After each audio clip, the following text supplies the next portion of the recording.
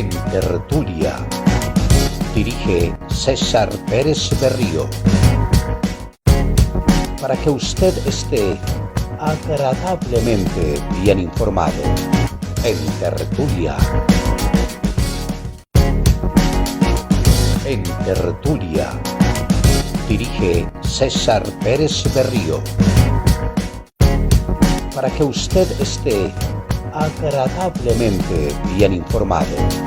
En Tertulia. En Tertulia, dirige César Pérez Berrío. Para que usted esté agradablemente bien informado. En Tertulia. En Tertulia, dirige César Pérez Berrío. Para que usted esté agradablemente bien informado. En Tertulia.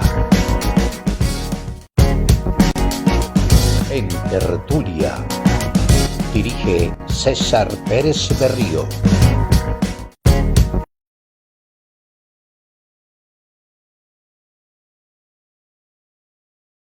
De todo el mundo. Y a esta hora de la mañana saludamos a nuestro director, César Pérez Berrío. Señor director, buenos días, ¿cómo amanece? Johan, ¿qué tal? ¿Qué me cuenta? ¿Qué hay de su vida? Muy bien, señor, gracias a Dios. ¿A quiénes tenemos en contacto, Natalia, por favor, hasta ahora? En estos momentos nos encontramos acá, ya están ingresando el doctor Norman y también el doctor Guillermo, quienes ya se encuentran con nosotros, César. ¿Doctor Chava no entra todavía? No, todavía no ingresa. Entonces el doctor Norman Correa Betancur es diputado y candidato seguramente a la Cámara de Representantes, pero desde la Cartuja de Envigado nos cuenta el santoral para esta fecha. Doctor Norman, bienvenido. Un saludo muy especial, César, para ti, para todos los contertulios, hoy para la comunidad salesiana. Se trata del beato Miguel Rúa, que nació en el año 1837 en Turín y es el último de 9 hijos, pero es el sucesor de San Juan Bosco, no solamente, digamos, en su obra espiritual, sino también en el mandato de la orden que crea San Juan Bosco.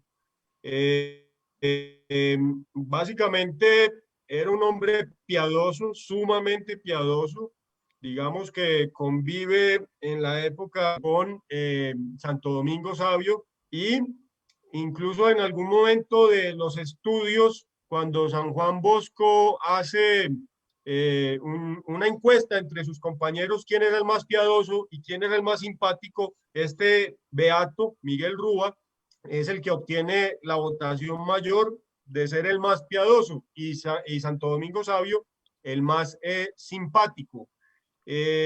Cuando muere San Juan Bosco, la orden queda en manos de Miguel Rúa, que realmente hace una obra bastante importante, porque en su mandato pasa de 773 salesianos a 4.000, de 57 casas a 345 casas en el mundo y además de 6 países donde hacían presencia a 34 países. La beatificación fue otorgada por el Papa Pablo VI y dijo en ese momento el Papa: la familia salesiana ha tenido en Don Bosco el origen y en Don Rúa la continuidad. Él ha hecho del ejemplo una santa escuela y de su regla un espíritu, su santidad y de su santidad un modelo. Fue realmente después de Don Bosco quien hizo crecer la comunidad salesiana, César. El doctor Guillermo Mejía Mejía es magistrado, escritor, catedrático, nos tiene la frase en latín. Sí, César. Muy buenos días para todos los en tertulia y para los amables oyentes. Esta es una frase de Aristóteles en su obra De Anima y se refiere precisamente a la naturaleza. Natura nihil facit frustra, non deficit in necessaris, nec abundant in superfluas. La naturaleza no hace nada inútilmente, no prescinde de las cosas necesarias y no tiene un exceso de las superfluas. Perfecto, don Alfredo Velázquez, quien es su invitado para el próximo lunes en la especial de Tertulia. Está listo y confirmado, don César. Buen día, señores. El señor Julio Estrada Fruco estará con nosotros el próximo lunes festivo 12 de noviembre desde las 7:15 de la mañana. Y está toda la selección musical lista. Nos va a contar la historia desde sus inicios, cuando conoció a don Joey Arroyo y empezó ese proceso musical que ahora lo tiene buscando llegar y mantenerse vigente siempre en esta área musical. Fruco, el próximo lunes, 7:15, en los especiales en Tertulia. Seguramente incluyendo temas de su última versión sinfónica de sus principales melodías. Sí, señor, vamos a tener temas como Tani el Caminante, Los Charcos, El Preso, El Ausente, Cachondea, El Son del Tren, y también este último de la Feria de las Flores, que eres uno de sus principales participantes. Y con ello iniciamos la música ya de diciembre, noviembre, y aunque todo parece indicar que estará cifrada por la pandemia y en el encierro especial que se tiene estos días. Doctor Juan Camilo Valderrama, ¿cómo va ese señor profesional? Doctor César, ¿cómo está? Saludo para usted, a todos los oyentes de Tertulia. Muchas gracias por la invitación. Hace mucho no pasaba por acá. Saludo a los contertulios también. Un abrazo para ellos. Siempre cariño y admiración por todos, deseándoles que estén a todos muy bien de salud, que su familia estén en las mejores condiciones. Y agradecido nuevamente por la invitación, doctor César.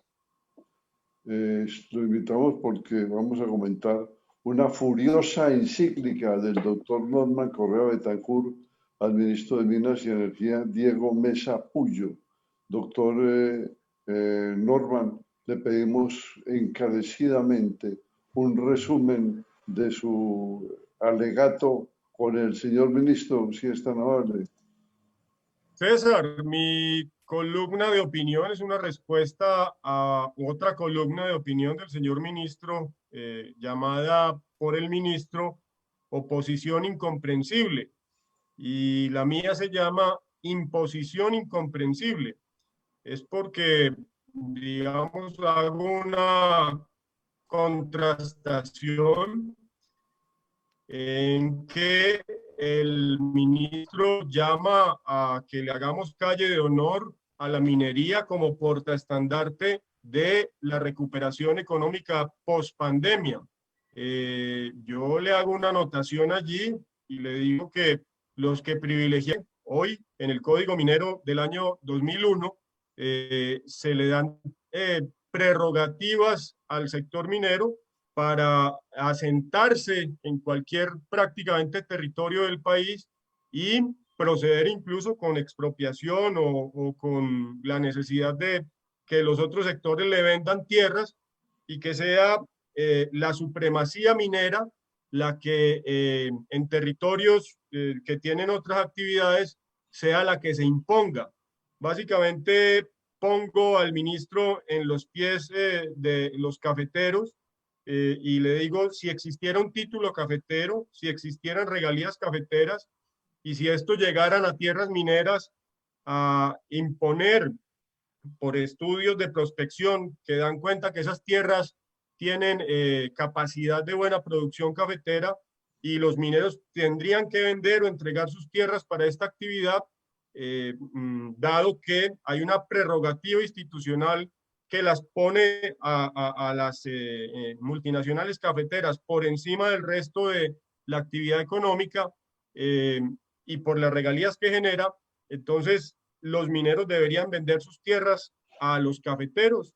Hago un intento, César y demás compañeros, de mostrar cómo para las otras actividades, la llegada de la minería implica que haya una supremacía, una imposición y básicamente yo llamaría una dictadura minera al darle prioridad al yacimiento sobre lo otro que hay en el suelo. Es decir, hay una dictadura de los metales en el subsuelo sobre lo construido en el suelo. Por encima de lo construido en el suelo, pareciera entonces que siempre hay que sacar lo que hay en el subsuelo, y así el código minero le da a multinacionales que tienen títulos mineros y que cumplen con requisitos sin duda, pero que amén de que hay una licencia ambiental, hoy no observamos un mecanismo de licencia social, César. El doctor Juan Cabal es un experto en estos temas mineros y por eso queremos conocer su concepto sobre esta refutación encíclica del doctor Norman al señor ministro. Doctor Juan Cabal. Bueno, no, muy buenos días. Yo entiendo perfectamente la posición de Norman. En algunas pocas cosas estoy yo de acuerdo con Norman hablando de este tema minero, ¿cierto? Desde el punto de vista del desconocimiento jurídico, pues podríamos manifestar que Norman tiene mucha razón. Sin embargo, tenemos que hacer algunas aclaraciones que son necesarias. El tema de la minería no viene con el Código de Minas. Viene con la Constitución Política de 1991 y con la Ley 20 de 1969. Desde 1969 hablamos que la minería se ha convertido en objeto público. ¿Qué quiere decir objeto público? Que es el Estado el que determina que la extracción de los minerales se debe a un derecho exclusivo del Estado que le entrega a terceros para que cumplan con ese objeto que el Estado se trazó como propio, a diferencia de otros países donde esto es de carácter privado, ¿cierto? Hay países donde el dueño del derecho real de dominio es el dueño de lo que está debajo de su derecho, por explicárselos con un poco más de tranquilidad. Ahora, el Código de Minas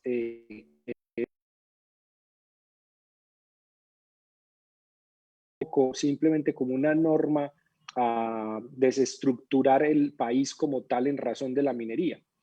Es importante determinar que la misma Constitución Política estableció que los minerales, ¿cierto? O los recursos naturales no renovables, llámese petróleo, llámese arenas bituminosas, gases,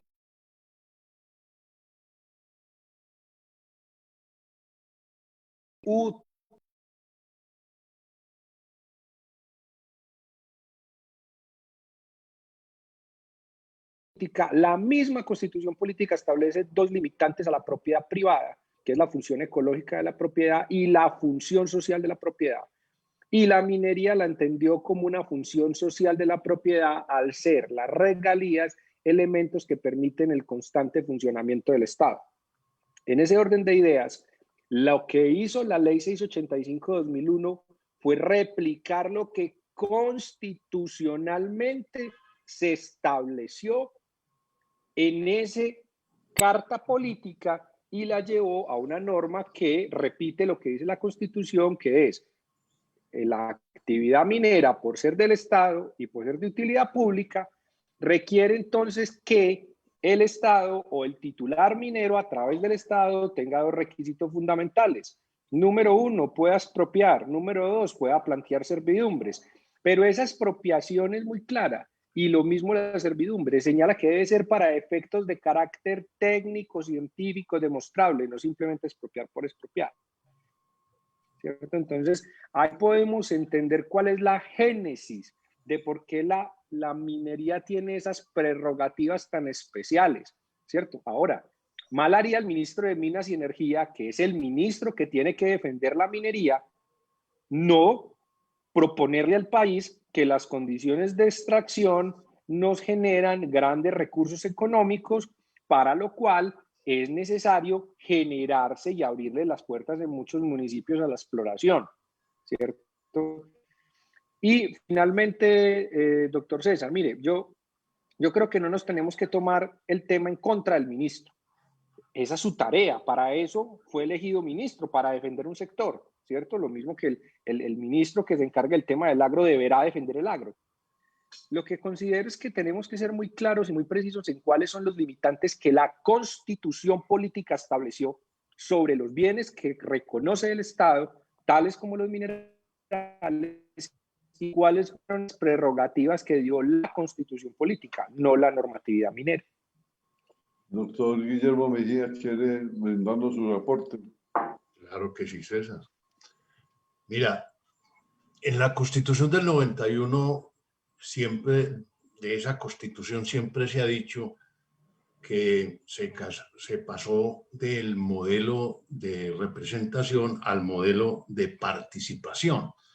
Eso significa que las comunidades son las que definen la vocación de sus regiones. Es decir, pueden participar, hablar, manifestarse frente a proyectos que se vayan a realizar en donde se vive. Eso es apenas elemental, que uno escoja dónde vivir. Uno puede vivir en el campo, en la ciudad, en una casa, en un apartamento. Eso existe en nuestra Constitución y es apenas lo lógico. Pero una desafortunada sentencia de la Corte Constitucional dijo que en materia de minería es que no se podía consultar a la gente. Hágame el favor. La Corte Constitucional también se equivoca. Esa es una gran equivocación de la Corte Constitucional. Ojalá ahora, con un tratado que ya firmó Colombia, que es el Acuerdo de Escazú, donde que firman 24 países de América Latina y el Caribe, y que el presidente de la República presentó al Congreso con moción de urgencia. Y ahora el Centro Democrático, que es el partido del presidente, está tratando de echar eso para atrás. Ese tratado de Escazú, ojalá corrija la sentencia del Consejo de la Corte Constitucional y le permita a las comunidades opinar y decidir si es bueno o no que en esa comunidad se lleven a cabo proyectos de minería que la comunidad considera que no les conviene. Yo creo que queda muy mal Colombia después de haber firmado un tratado y que el presidente haya presentado la moción de urgencia ante el Congreso, que el Congreso se eche para atrás y no lo apruebe. De manera que estamos en esa decisión. Yo creo que usted nos metió en otro berenjenal hasta raro, doctor Guillermo, con su intervención, y por eso solicito a Jorge Pulgarín una pausa refrescante. En tertulia dirige César Pérez Berrío. Cumplimos 50 años formando profesionales para la Universidad Autónoma Latinoamericana, UNAULA, 50 años camino a la excelencia. Programas de pregrado en Administración de Empresas, Contaduría Pública, Derecho, Economía, Licenciatura en Ciencias Sociales, Ingeniería Industrial e Ingeniería Informática. www.unaula.edu.co. Institución sujeta a inspección y vigilancia por el Ministerio de Educación Nacional. Si tienes dificultades para estar al día con el pago de tu factura de servicios EPM, ahora puedes abonar a tu factura para que no tengas que pagar en un único momento, porque podrás realizar abonos parciales para pagar una o varias facturas que tengas pendientes. Y si tienes tus servicios suspendidos o cortados, podrás realizar la cantidad de abonos necesarios para restablecer tu servicio. Accede a este beneficio a través de nuestra página web www.epm.com.co, ingresando a transacciones rápidas o a nuestra asesora virtual EMA. EPM, por ti estamos ahí. Vigilado Superservicios. Es el momento de tener casa propia. Solicita tu crédito de vivienda Cotrafa y postúlate al subsidio Mi Casa Ya. Asesórate en nuestras oficinas o llámanos a la línea única de servicios 454-9595. 454-9595. Cotrafa.com.co. Vigilados Superintendencia Financiera de Colombia. Adscrita a Fogacop. Estefanía es la jefe de enfermería del Hospital La Merced en Ciudad Bolívar. Ella sabe que hoy el cuidado depende de todos. Pienso que la enfermería es una profesión de vocación. Nosotros como ESE contamos con un material pedagógico educativo para los recolectores que van a ingresar próximamente, para que aprendan cómo prevenir el COVID-19. En la ESE Hospital La Merced Ciudad Bolívar tomamos todas las medidas preventivas y de bioseguridad, porque cuidarte es cuidarnos. Unidos, Gobernación de Antioquia. En 56 años, el IDEA ha llegado a todos los rincones de nuestro departamento, apoyando los sueños y proyectos que han transformado la vida de las comunidades de nuestros municipios. Don César, ¿me Hoy escucha? tenemos un instituto sólido, con calificación crediticia AAA, Don César, ¿me otorgada escucha? por la Fitch Ratings, que se moderniza tecnológicamente y genera la confianza de nuestros clientes. El IDEA es la banca aliada de Antioquia. Unidos, Gobernación de Antioquia. Doctor Juan Camilo, ¿nos metimos en otros temas o seguimos en lo mismo? Ayúdenos. No, me parece muy interesante la última intervención. Yo creo que ese tratado va a ser fundamental para aclarar muchas cosas, principalmente en elementos de carácter social. Sin embargo, soy un poco distante de la finalidad del concepto porque no puede intervenir dentro de lo que se ha llamado la teoría pública del derecho minero en los países latinoamericanos, en los países que tienen nuestra forma de estructurarse jurídicamente, puesto que en la gran mayoría de ellos, a diferencia de los anglosajones, se maneja la teoría de que el Estado es el dueño del subsuelo, ¿cierto? Y para cambiar ese concepto de que las comunidades puedan intervenir técnicamente como se ha pretendido frente a los condicionamientos generales de un proyecto minero, pues sí se requiere hacer un cambio esencial de nuestra constitución, no de nuestra jurisprudencia, sino de nuestra constitución y la forma en la que se formuló desde 1991, la forma en que se extraían los minerales, el concepto de regalías y el concepto de utilidad pública sobre lo correspondiente a los minerales y sobre lo correspondiente también a los elementos petroleros o mineros. Hay una discusión, César, que a mí me parece muy interesante y en esto creo que se lo mencionaba usted en estos días, pues termino yo estando de acuerdo parcialmente en algunas cosas con Norman y con muchos otros críticos, y más con la noticia que sale esta misma semana de otra gran mina, y es, mire, yo soy un defensor de la minería y sobre todo de la minería técnica, pero no podemos pretender que a las comunidades les digamos que con regalías y trabajo, entonces un proyecto minero es muy bueno. Yo creo que ese concepto nos lo tenemos que comenzar a quitar de la cabeza con tiempo y nos lo tenemos que quitar desde ya quienes somos promineros y prodefensores del sector. Los trabajos son importantes, por supuesto, eso es motor de desarrollo, motor de crecimiento económico para una región. Y las regalías son muy buenas, lo que pasa es que todos nosotros sabemos lo que ha pasado con las regalías en los últimos años en Colombia y que es muy lamentable y muy triste. Pero ese concepto de que a nosotros le vamos y le ofrecemos a la gente como si fueran espejitos, regalías y trabajo, eso hay que acabarlo desde ya. El tema del licenciamiento social es un tema que se necesita con carácter urgente porque es el único medio que vamos a tener de encuentro entre quienes estamos de acuerdo con la minería y quienes no están de acuerdo con la minería.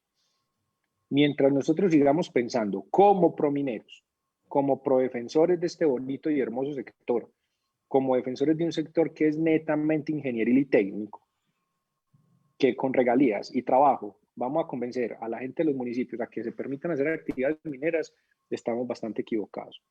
Entonces, cuando nos encontramos realidades como la columna que escribe Norman al ministro, que es una realidad de una persona que se opone abiertamente al sector minero en algunas zonas del territorio, y vemos que no solamente Norman, sino un montón de actores que están en contra de la minería, no han podido entender los elementos básicos, técnicos, jurídicos que nos rodea como Estado colombiano. Lo primero que tenemos que decir es que los defensores de la minería perdimos la batalla. Y perdimos la batalla porque nunca supimos explicarlo. Y nos quedamos en la explicación incipiente de trabajo y regalías. Y no llegamos a la explicación real, técnica, social, de cómo funcionan proyectos a gran escala a nivel mundial, donde se han desarrollado comunitariamente de manera excelente, donde se han desarrollado elementos ambientales y técnicos de explotación de manera ejemplar y donde coexiste actividad agraria y agropecuaria con explotación minera. Para mí no es disruptivo que pueda existir una gran mina y un gran cafetal. Para mí eso es absolutamente posible, porque para eso se establecen elementos de carácter técnico, ¿cierto? Entonces, lo que nos contaba ahora Norman, que me parece un similar muy bonito de lo que él hace sobre el tema de los cafetales y de cómo sembrar café en Colombia y los títulos de café. Pues en ese orden de ideas, yo no creo que no sea posible la coexistencia entre una actividad minera y que los campesinos puedan de manera directa coexistir con una explotación que incluso debería ser apoyada por quienes explotan la zona. Y ahí es donde empezamos a cambiar ese concepto de regalías y trabajo por un concepto de productividad. Doctor Norman, hay como buenas noticias para usted. César, el mundo cambia y nuestra situación, digamos, no solamente en Colombia, sino en Latinoamérica, empieza a mostrar otros indicios en cuanto a modelos socioeconómicos. A mí se me hace, por ejemplo, muy llamativo que con la reciente votación para el cambio de constitución en Chile, que es una potencia minera, justamente quienes más apoyaron, las zonas territoriales de Chile que más apoyaron esa solicitud para el cambio de constitución, sean las zonas prominentemente mineras. Los modelos económicos, en el caso de Colombia, yo creo que hay que, desde la legislación y desde la constitución, modular una versión de desarrollo económico, social y ambiental distinta, donde se delimiten las zonas mineras. No todo el país, o prácticamente todo el país, debería estar a expensas de la solicitud de un título minero, y deberíamos clarificar, y para eso está el Congreso de la República, que es la expresión política de la discusión nacional. Deberíamos clarificar en cuáles zonas sí hacer minería y en cuáles zonas no hacer minería. No debería ser y además con respecto al tema de la titularidad del Estado sobre ser dueño del subsuelo, pues resulta que es que también el departamento como representante estatal tiene voz o debería tener voz y voto, y el municipio en su calidad de alcaldía como representante del Estado local también debería tener voz y voto. Y no existe hoy, como lo bien afirma el doctor Guillermo, un mecanismo en nuestra legislación, porque la Corte Constitucional impidió que siguiéramos utilizando la consulta popular. No existe dentro de los 7 mecanismos de participación ciudadana instaurados en la Constitución ninguno que le aplique a la participación para la determinación de estos proyectos de interés nacional o estratégicos. Y en ese sentido, digamos, la sola licencia ambiental se queda corta para establecer consensos territoriales alrededor de proyectos mineros, César. Podríamos quedarnos toda la mañana en esta discusión, pero la continuaremos posteriormente para más información de nuestros oyentes. Doctor Juan Cabal, muchísimas gracias por su colaboración en Tertulia. A ustedes, muchas gracias. Espero las invitaciones. Hay que apoyar el sector minero. Es un sector que nos va a ayudar a salir de esta inmensa crisis. Necesitamos tener proyectos dignos, técnicos. Y César, una cuñita final. Los proyectos mineros tienen que contratar personas del sector. Si estamos en Antioquia y estamos buscando hacer un proyecto en Antioquia, contratemos los antioqueños de ese sector, porque no es posible que sigamos en esas peleas de que están trayendo personas de afuera que no conocen el territorio a conversar con quienes sí conocen el territorio. Y creo que aquí en Colombia y en Antioquia tenemos mucho talento humano que puede ayudar. Y si me lo permite, doctor César, una cuñita final, en este mes de octubre invito al doctor Norman, absolutamente a todas las personas que están en contra del sector minero o en contra de la extracción por condicionamientos políticos o personales o como los queramos llamar, que ingresen a la uminera.com. Ahí vamos a tener cursos explicando precisamente lo contrario a lo que dijo el doctor Norman sobre el tema de la licencia social. Explicaremos cómo funciona la licencia social, cómo funciona el licenciamiento ambiental, cómo desde el punto de vista jurídico ha cambiado toda nuestra estructura normativa. Son cursos de 10 minutos totalmente gratis y me excuso ahí por la cuña, pero esto es importante para que todas las personas vayan conociendo cómo funciona la minería. Qué alegría me dio usted cuando mencionó unas cuñitas que son tan escasas. Hasta luego, doctor Juan, muy amable. Pongamos las Muchas gracias, doctor César.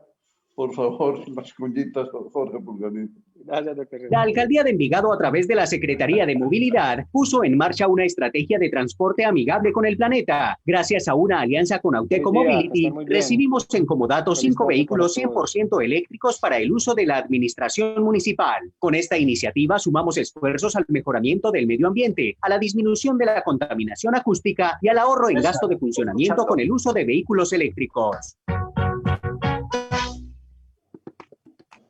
Don César, ¿me escucha por Vamos el la interno? Feria de las Flores desde casa con toda la programación artística y cultural que trae para toda la familia. Entre el 1 y el 8 de noviembre, conéctate con las redes sociales de la Alcaldía de Medellín para Es que hay una disfrutar de nueva toda la referencia de tradición idea. paisa. Recuerda descargar la app de la feria en la Play Store o App Store para que no te pierdas detalle de la programación. En Medellín, volveremos a florecer. Un mensaje de la Alcaldía de Medellín. Un mejor aire es utilizar la bicicleta como medio alternativo de transporte. Es hacer revisiones periódicas a los vehículos. Es sembrar más árboles. Un mejor aire es hacer más reuniones virtuales para evitar desplazamientos innecesarios. Es caminar. Es utilizar el sistema de transporte masivo que tenemos en el Valle de Aburrá. Es no acelerar la moto mientras no está en movimiento. Únete a una nueva forma de pensar, vivir y sentir. Ingresa a unmejoraire.com. Área Metropolitana del Valle de Aburrá. Futuro sostenible. Las autoridades nacionales, departamentales y locales refrendaron las medidas que regirán este fin de semana en territorio antioqueño. Habrá toque de queda para menores de edad desde las 6 de la tarde de mañana viernes hasta las 6 de la tarde del lunes 12 de noviembre. El toque de queda para los adultos aplicará desde las 10 de la noche del viernes hasta las 6 de la mañana del sábado, y así para las noches del sábado y del domingo.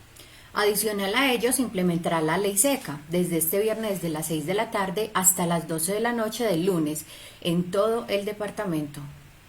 El alcalde de Girardota, Diego Agudelo, que se creía muy machito y muy chachito y quería hacer lo que se le diera en gana, tuvo que acogerse a esas medidas por instrucción presidencial. En esa Girardota se registró el entierro de un menor con aglomeraciones, pólvora, sin mascarilla, sin distanciamiento y sin lavado de manos.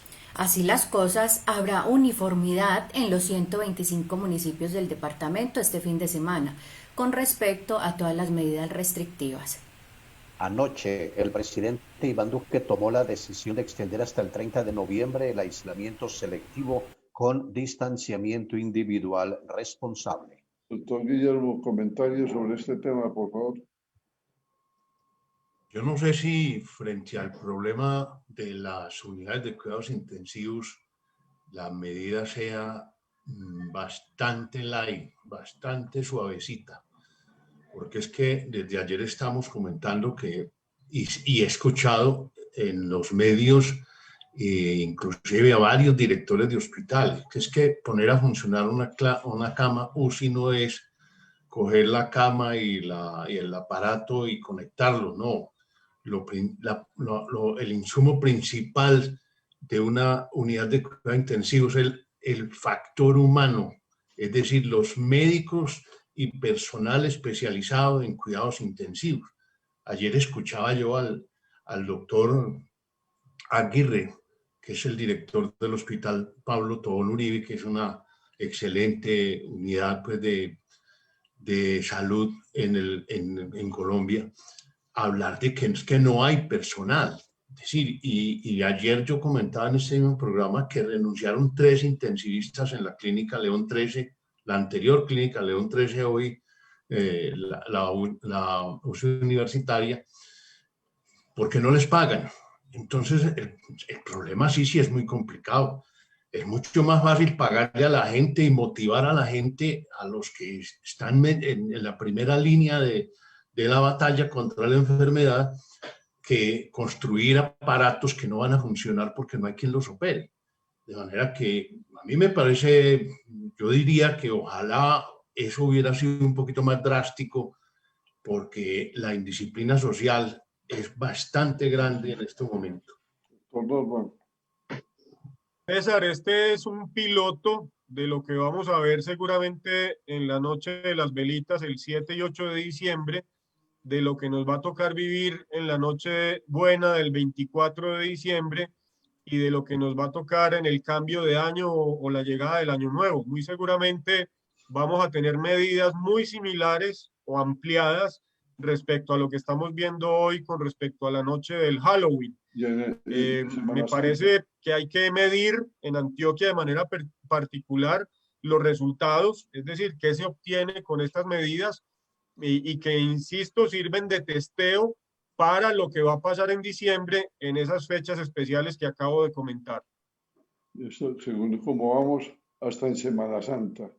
Bueno, digamos que 8 artesanos apoyados por el SENA y provenientes de diferentes regiones del país participarán desde hoy en Expo Artesanos 2020. Ellos exhibirán sus creaciones en el showroom físico y en la plataforma digital del evento que llega a su 11ª versión, indicó Juan Felipe Rendón Ochoa, director regional del SENA en Antioquia. Del 29 de octubre al 2 de noviembre, el SENA participa en Expo Artesano.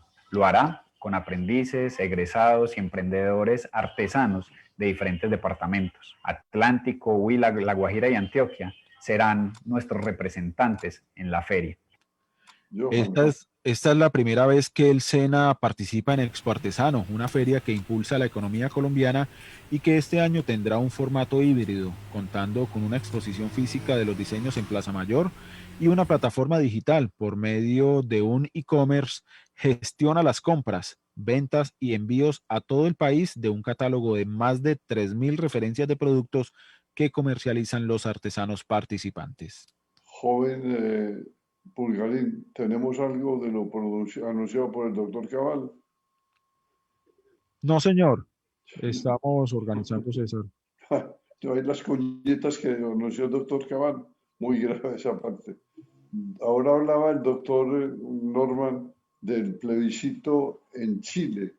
Es un problema que se solucionó inmediatamente con un 89% de la votación diciendo sí, pero ahora viene el problema grande, es sí.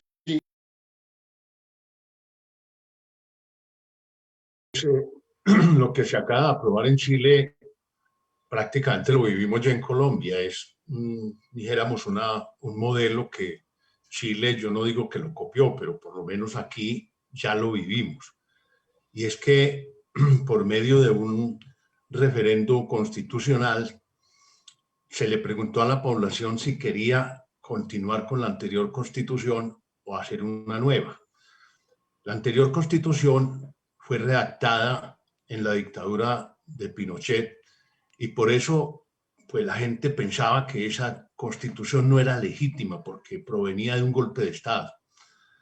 Entonces, el año pasado hubo unas revueltas en Chile bastante sangrientas, más de 30 muertos, pidiendo una modificación de las condiciones sociales, educación gratuita, menos diferencias entre ricos y pobres, bueno, una serie de cosas. Y en el fondo también se pedía que eso se modificara constitucionalmente. Se citó a votación y se hacían 2 preguntas. Una, si quería modificar la Constitución, que esa fue la que ganó pues por el margen que tú dices. Y luego otra pregunta, que si quería que eso se hiciera directamente por gente elegida popularmente o por gente elegida popularmente mitad y otra mitad del Congreso actual de Chile.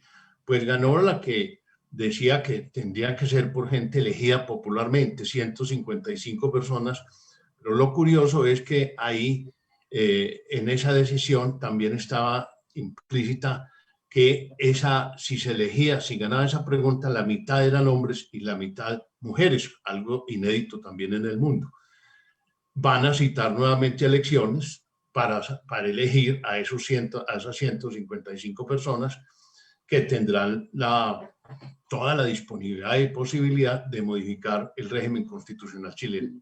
Y ahí estará la hoja grande para la conformación de esa nueva constituyente, y de ahí dependerá el futuro de Chile, doctor Norman.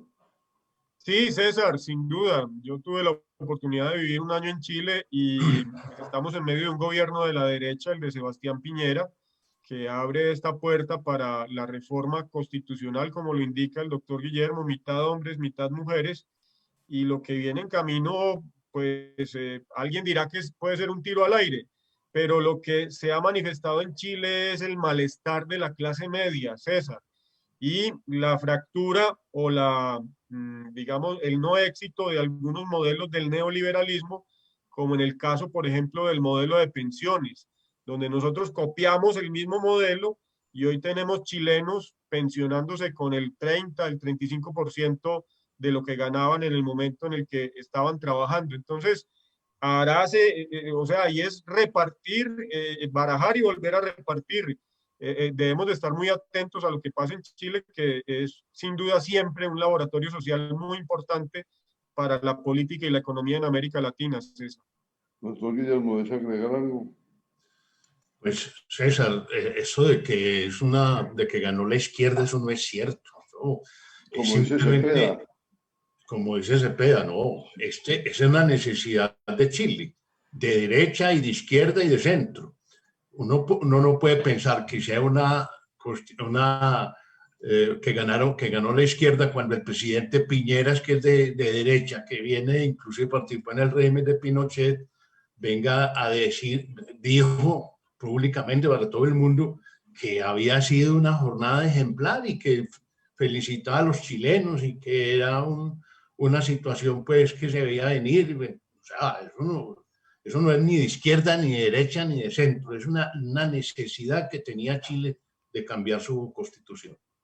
Ahora, en la votación que se presente sobre esto, ya veremos quién gana, y ahí es donde está el peligro que puede correr Chile si no hay una correcta explicación de todos los datos y cómo se maneja una constituyente. ¿Peligro de qué, César? ¿Peligro de qué?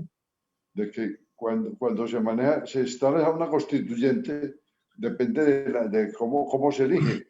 Aquí, por eso, pero ¿hay peligro de qué? De que grupos de extrema izquierda se apoderen de todas las... ¿Cuáles, por Dios, César? A ver, ¿cuáles grupos de izquierda, de extrema izquierda hay en Chile? Los que promocionaron toda esa serie de revueltas que casi acaban con el país, ¿o le pareció poquitico? Esos son grupos de extrema izquierda. Entonces ganó la extrema izquierda en Chile. No, eran hermanas de la caridad que salieron a protestar con bombas y con incendios. Tampoco eran guerrilleros, César, ¿no?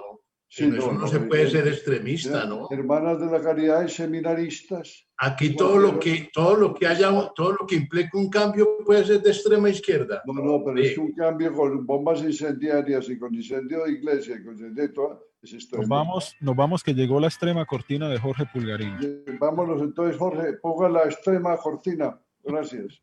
Hasta luego. Tertulia para debatir. Hasta luego. ¡Chao! Que promovían todas las razonadas. César, en Chile viví una izquierda que estuvo exiliada. Tertulia. Dirige César Pérez Berrío.